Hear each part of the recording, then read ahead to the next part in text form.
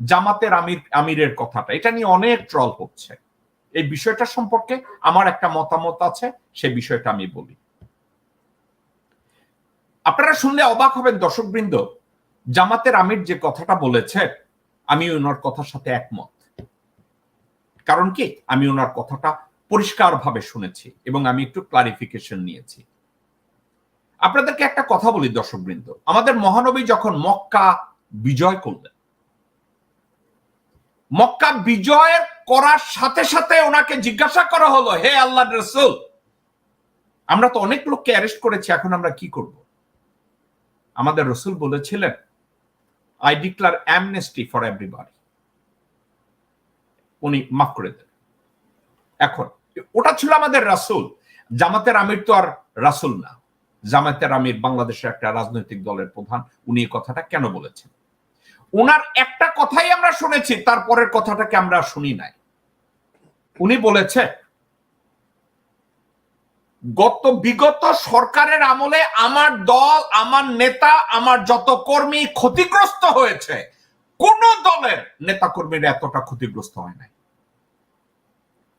বিগে মুসলিম, বিগে জামাত ইসলামী আমরা তাদেরকে মাফ করে দিলাম, কিন্তু যারা ক্ষতিগ্রস্ত হয়েছে, কেউ যদি স্টেপ নিয়ে এ ব্যাপারে মামলা করে, এ ব্যাপারে জুডিশিয়াল ইনিশিয়েট নেয়, আমরা সার্বিকভাবে তাদেরকে সাহায্য করব। এর অর্থ কি? উনি বলছে যে আপনারা বিচার করতে পারবেন না, তাদের বিচার চাই না, উনি এটা বলে নাই। ফর এক্সাম্পল, দর্শকবৃন্দ আপনাদেরকে বুঝাচ্ছি, আমরা যেন জামাতের একটা কথা পাইলেই তাদের দোষ ধরতে যাই, কথাটাকে একটু বুঝায় বলি। ফর এক্সাম্পল, আল্লামা দেলোয়ার হোসেন সাঈদীকে হত্যা করা হয়েছে। এখন ডক্টর শফিকুর রহমান উনি দুঃখিত, উনি কষ্ট, উনার অনুভূতি কাজ করে যে আল্লামা দেলোয়ার হোসেন সাঈদী আমাদের মধ্যে নাই। কিন্তু মামলা করতে গেলে জামাত ইসলামী এই মামলাটা করবে না, কিন্তু আল্লামা দেলোয়ার হোসেন সাঈদীর ছেলেরা আছে, মেয়েরা আছে, আত্মীয় স্বজন আছে, কেউ যদি এসে বলে আমরা মামলা করব, জামাত ইসলামী শুধু সাহায্য করবে না, সার্বিকভাবে তথ্য দিয়ে, পয়সা দিয়ে, রিসোর্স দিয়ে সাহায্য করবে।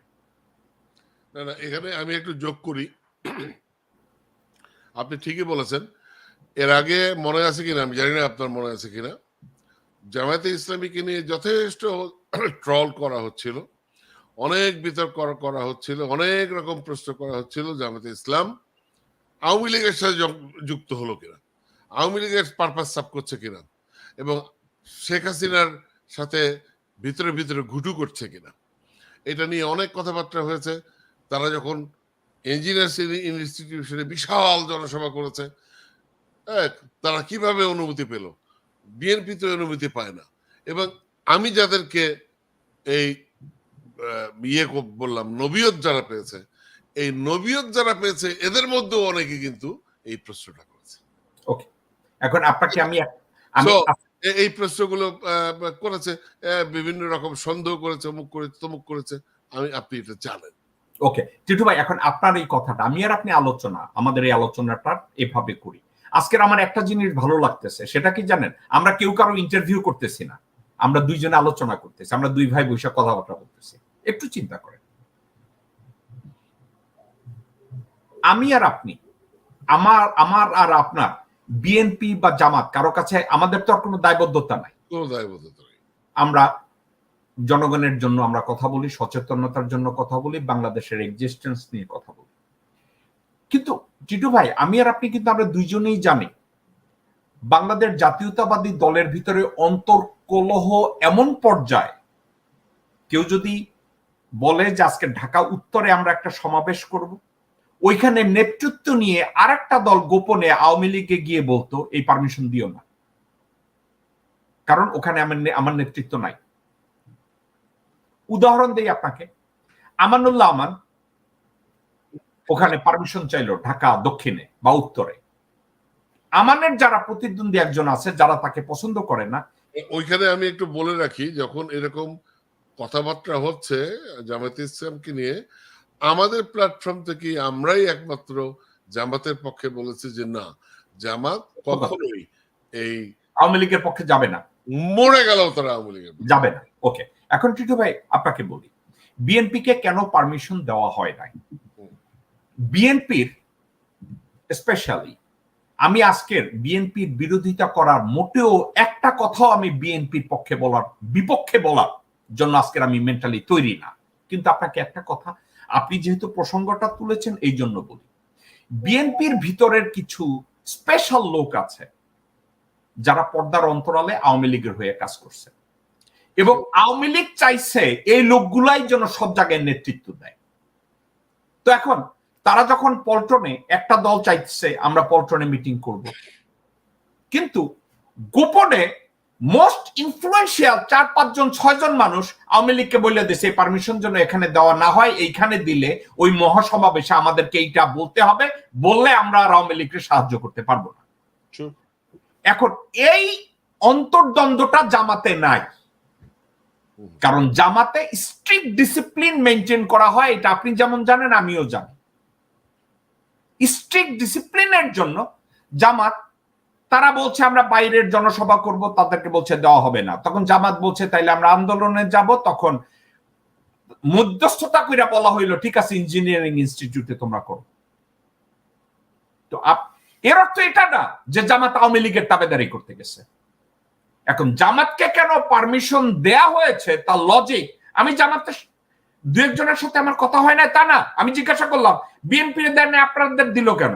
জামাত থেকে সিম্পল একটা কথা হইলো যে ভাই আমাদের কাছে তো দুইটা গ্রুপ নাই যে একদল যায় বলবে দাও আর এক গ্রুপ যায় বলে দিও না, কিন্তু বিএনপির 17টা গ্রুপ আছে, একজন যায় বলে এটা দাও আরেকজন যায় বলে এটা দাও অথবা দিও না। আপনাকে আমি আরো একটা কথা যদি আপনাকে আমি বলি, আমি এগেইন আমি নাম বলবো না এবং বিএনপির কোনো বদনামও আমি বলছি না। বিএনপির কেন্দ্রীয় পর্যায় থেকে আমেরিকান এম্বাসিতে বিএনপির যেসব নেতারা যেত আলাপ আলোচনার জন্য, দেখা গেল তারা তাদের বিএনপির বিশ্বস্ততা প্রমাণে তারা পুরোপুরি ব্যর্থ হইল, কারণ যেই আলাপ আলোচনাগুলো করা হয় ভারতীয় হাইকমিশন এবং হাসিনার কাছে অর্থাৎ গণভবনে সব খবরগুলো লিক হয়ে যেত। আচ্ছা, তো বিএনপির টপ মোস্ট নেতৃত্ব চিন্তা করলো যে তাইলে আমি অন্য লোককে পাঠাবো। টিটু ভাই আমি নাম বললাম না, তারা স্পেশালি 1-2 জনের নাম অ্যাড করাইয়া দিল। দেওয়ার পরে কি হলো জানেন, ওই লোক দুইটা যে 2 জনকে নতুন ভাবে বসানো হলো 24 ঘন্টার ভিতরে পুলিশ দিয়ে তাদেরকে গ্রেফতার করানো হলো। টিটু ভাই ও মানসিক নির্যাতন, শারীরিক মানসিক নির্যাতন করা হলো এবং এর পিছনে আছে বিএনপি 7 জন নেতা। এখন আমি আর আপনি যদি বলি কি ব্যাপার, ওই 7 জন অ্যারেস্ট হয় না, ওই 7 জন গ্রেফতার হইলে এয়ার কন্ডিশন রুম পায়, কিন্তু এই 2টা লোক তারা প্রথম সারির নেতাও না, দ্বিতীয় বা তৃতীয় সারির নেতা, তাদেরকে কেন ধরে এই পিটানোটা গেল? কেন পিটানো হলো? কারণ এরা 2 জন বিশ্বস্ত দেশপ্রেমিক, তারা ওই তল্পিবাজি করে না, এই জন্য গ্রেফতার করা হয়েছিল। এখন জামাত ইসলামের কথাটাকে আমি কনক্লুড করি, এটা নিয়ে আসলে আমার সাবজেক্টটা জাস্ট আলোচনা করে শেষ করে দেই। আলোচনাটা হইল জামাতের আমির যে কথাটা বলছে, প্রথম কথাটা শুই নাই জামাতের আমিরের উপরে সবাই চেতে গেছে। কিন্তু আমি একটা কথা আপনাকে বলি, উনি ব্যক্তি জামাত ইসলামী ডক্টর শফিকুর রহমান সাহেব, উনি ব্যক্তি এই কথাটা বলে নাই। টিটু ভাই আর আমি এই ক্ষেত্রটায় বোধহয় দ্বিমত পোষণ করি। টিটু ভাই বলছেন উনি বোধহয় সস্তার জনপ্রিয়তার জন্য বলছেন, কিন্তু আমি এটা মনে করি না করার পিছনে কারণ এটা, উনি একটা দলের নেতৃত্বে রয়েছেন, একটা দলকে রিপ্রেজেন্ট করেন একজন আমির। উনি বলছেন ইন এ জেনারেল সেন্স আমরা মাফ করে দিয়েছি, কিন্তু এটা বলার সাথে সাথেই উনি বলেছে আমার দলের কোন ভুক্তভোগী যদি লিগালি এটাকে প্রসিড করতে চায়, বিচার করতে চায়, আদালতে যেতে চায়, যা কিছু করতে চায় প্রত্যেকটার সাথে জামাত সহায়তা দিবে। তাইলে উনি সস্তার জনপ্রিয়তার কথা, ল্যাঙ্গুয়েজটার শেষের কথাটা উনি বলতেন না। এবং আরেকটা কথা, আমি আর আপনি ওনার সাথে দ্বিমত হতেই পারি, আমি টিটু রহমান ডক্টর শফিকের সাথে দ্বিমত পোষণ করতেই পারি। কেন জানেন? উনি একজন ব্যক্তি, ওনার নেতৃত্বের একটা স্টাইল আছে, উনি জামাত ইসলামীকে উনি নেতৃত্ব দিচ্ছেন। তো ওনার কথাটাকে আমি বিতর্কিত না করে আমার কেন যেন মনে হয় উনি যদি বলেন যে আমি আমাদেরকে যারা ক্ষতি করেছেন, আমার দলকে যারা ক্ষতি করেছেন, আমার নেতাকর্মীদের উপরে যারা স্টিম রোলার চালিয়েছেন, ইসলামী ব্যাংকে যারা ডিস্ট্রয় করেছেন, ইন এ নর্মাল সেন্স আমি তাদেরকে মাফ করে দিলাম, কিন্তু যারা ভুক্তভোগী তারা যদি বিচার চায় আমরা ওই বিচার কার্যে সহায়তা করব। আমার মনে হয় এটা ফেয়ার।